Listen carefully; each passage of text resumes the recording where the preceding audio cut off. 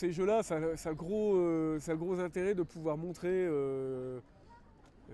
ce que c'est, la problématique qu'on peut avoir dans la conduite d'un bateau en course au large. Il faut quand même pas perdre de vue que ça reste du virtuel, quoi. C'est-à-dire que tu es quand même assis dans un fauteuil dans ton salon.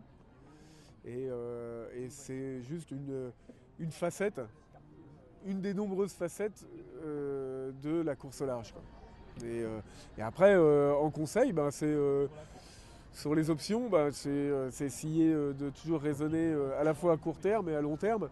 Et quand on prend une option, c'est d'aller jusqu'au bout d'une option. Parce que, euh, euh, parce que même si on se plante, on regrette moins de se planter sur une option qu'on a pris normalement et sur laquelle on était au bout. Et voilà, on a pris une mauvaise décision, mais on l'a fait.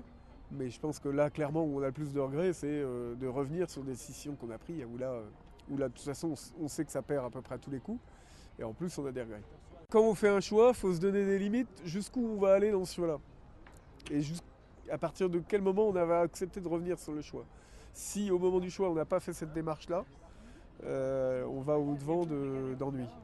Il y a plein de sources sur Internet pour regarder les météos, c'est passionnant. Enfin, mais l'idée de se projeter le plus longtemps possible, d'avoir des choix à terme les plus importants. Mais en météo, c'est difficile à dire.